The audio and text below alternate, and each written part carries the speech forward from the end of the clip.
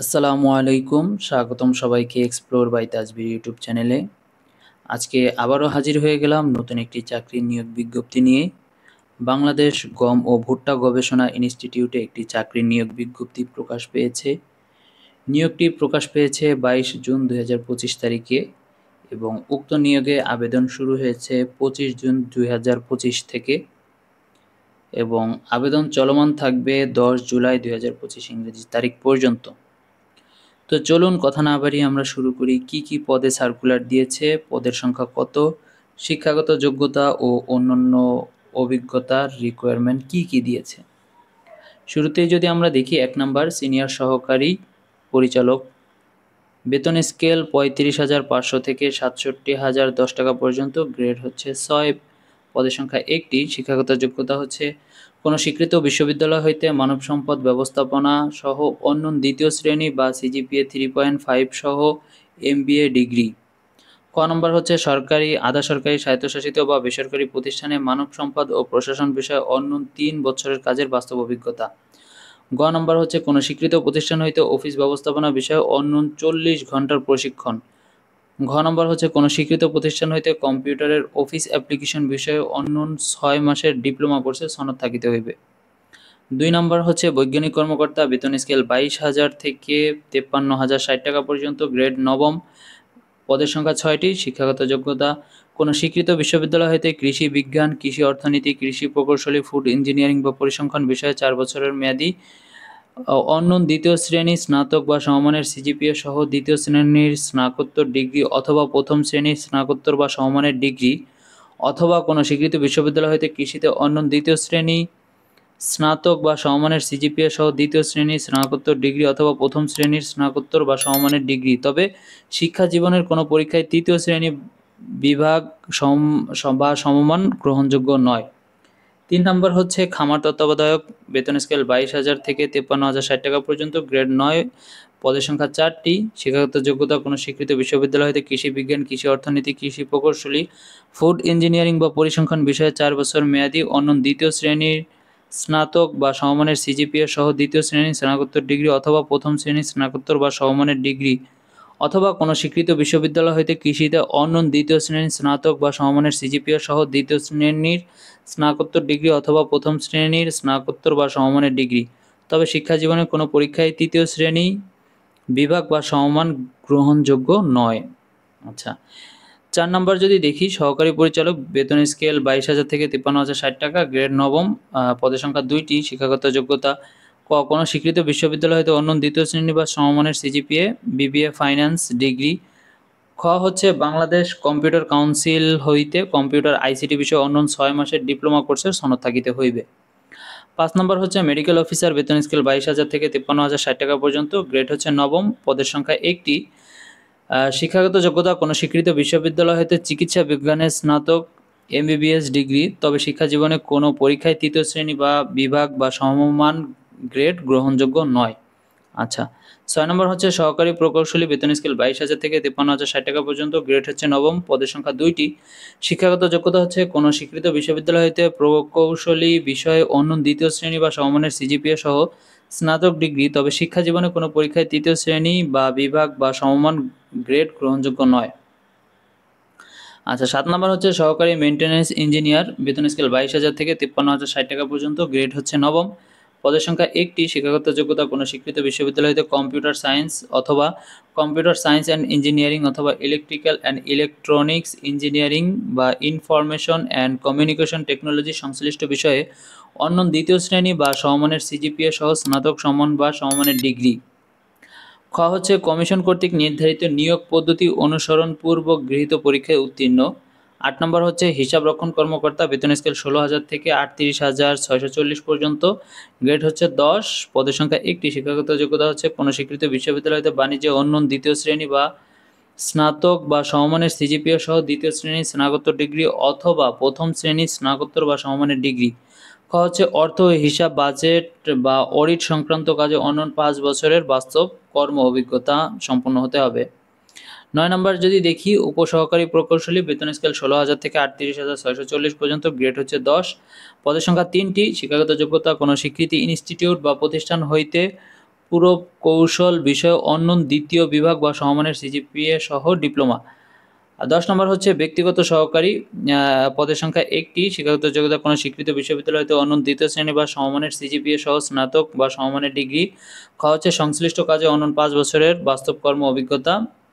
11 নম্বর হচ্ছে হিসাবরক্ষক পদের সংখ্যা 1টি, শিক্ষাগত যোগ্যতা ক নম্বর কোনো স্বীকৃত বিশ্ববিদ্যালয় হতে বাণিজ্য অনন্য দ্বিতীয় শ্রেণী বা সমমানের সিজিপিএ সহ স্নাতক বা সমমানের ডিগ্রি। খ হচ্ছে কম্পিউটার এমএস অফিসে কাজ করিবার সনদ সহ দক্ষতা থাকিতে হইবে।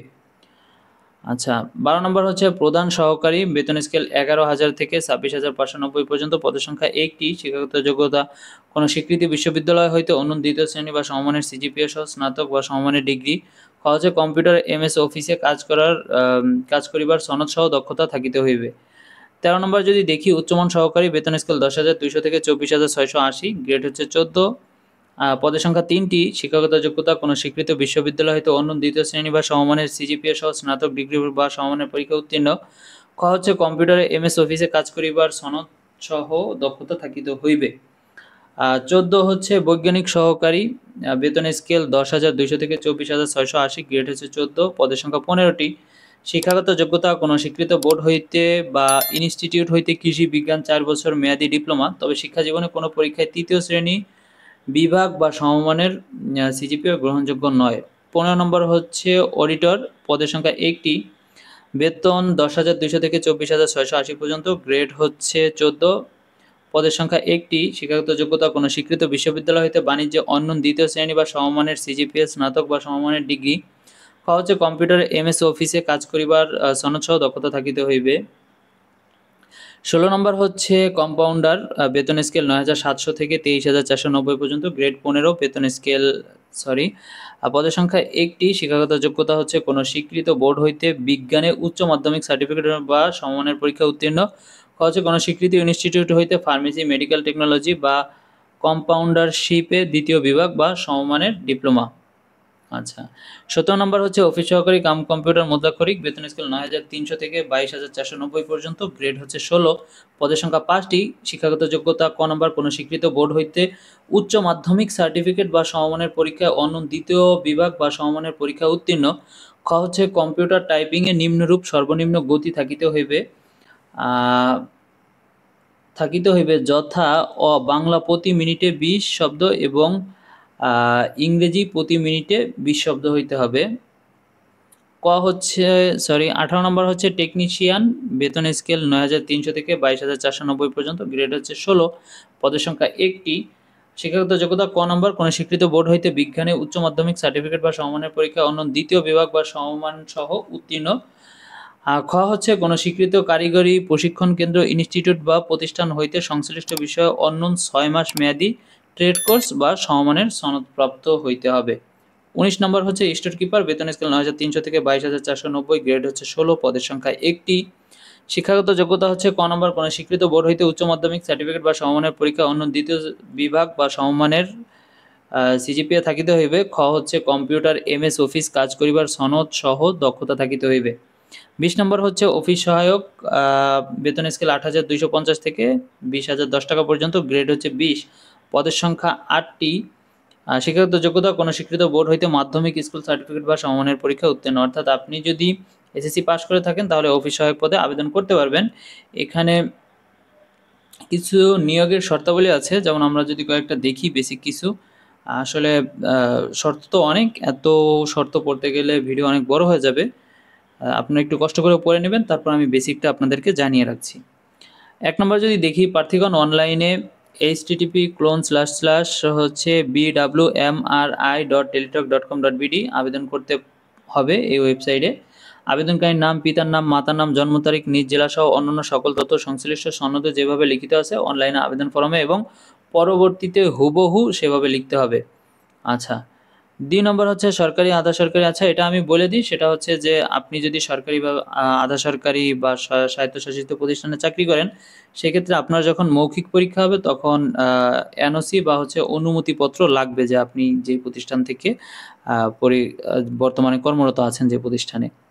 আচ্ছা, এরপরে হচ্ছে মুদ্রায়িত হাতে লেখা কোনো প্রকার আবেদন কাগজপত্র ডাকযোগে। আচ্ছা, এটা অনলাইনে আবেদন করতে হবে, ডাকযোগে বা হাতে লেখা কোনো আবেদন করা যাবে না। আর প্রার্থীর বয়স 20/7/2025 তারিখে ন্যূনতম 18 বছর এবং অনূর্ধ্ব 32 বছর, অর্থাৎ 18 বছর থেকে 32 বছরের মধ্যে বয়স হইতে হবে। আচ্ছা, এখানে একটা লিখছে 1 নং পদে আবেদনকারীগণের বয়সসীমা সর্বোচ্চ 35 বছর, 2 থেকে 20 নং পদে আবেদনকারীর বয়সসীমা 18 থেকে 32 বছরের মধ্যে হইতে হবে। এই হচ্ছে বেসিক বিষয়।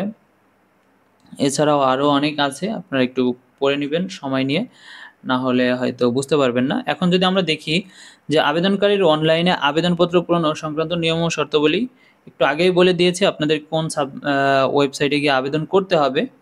এখানে হচ্ছে আবার একটু বলে দিয়েছে যে আবেদন কবে থেকে শুরু হয়েছে, যেটা ইতিপূর্বে আমি আপনাদেরকে জানিয়ে দিয়েছি যে 25/6/2025 খ্রিস্টাব্দ থেকে আবেদন শুরু হয়েছে এবং আবেদন চলমান থাকবে 10/7/2025 তারিখ বিকাল 5টা পর্যন্ত। আর এখানে আছে উক্ত সময়সীমার মধ্যে ইউজার আইডি প্রাপ্তিগণ অনলাইনে আবেদনপত্র সাবমিটের সময় থেকে 72 ঘন্টার মধ্যে SMS এ পরীক্ষার ফি জমা দিতে হবে। অর্থাৎ আপনি যখন থেকে আবেদন করবেন তখন থেকে 72 ঘন্টার মধ্যে আপনাকে ফি জমা দিতে হবে। আর যারা নিজেরা আবেদন করবেন অবশ্যই প্রত্যেকের 300/300 পিক্সেলের একটা ছবি লাগবে এবং 300/80 পিক্সেলের একটা সিগনেচার লাগবে। আপনারা যদি নিজে আবেদন করতে পারেন তাহলে তো ভালো, আর যদি নিজে আবেদন করতে না পারেন সেক্ষেত্রে আপনার নিকটবর্তী কোনো কম্পিউটারের দোকানে গিয়ে অবশ্যই আবেদন করে নেবেন।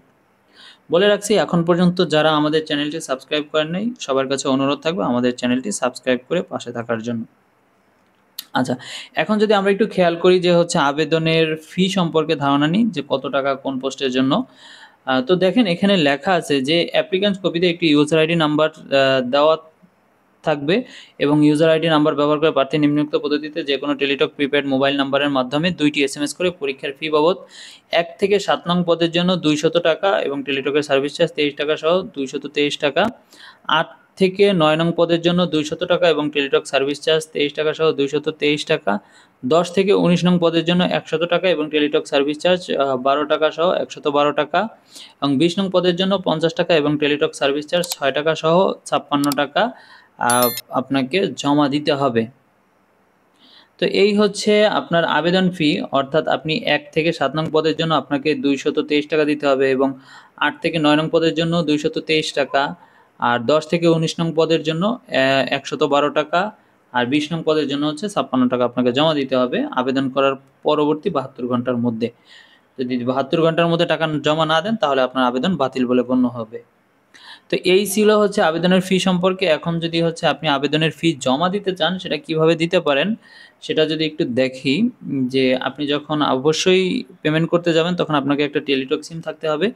আপনি মেসেজ অপশন থেকে ডিসক্রিপশনে যাবেন, গিয়ে লিখবেন হচ্ছে BWMRI, দেন হচ্ছে স্পেস দিবেন, দেওয়ার পরে আপনার অ্যাপ্লিকেশন কপিতে একটা ইউজার আইডি থাকবে, ওটা লিখে 16322 নম্বরে পাঠিয়ে দিবেন।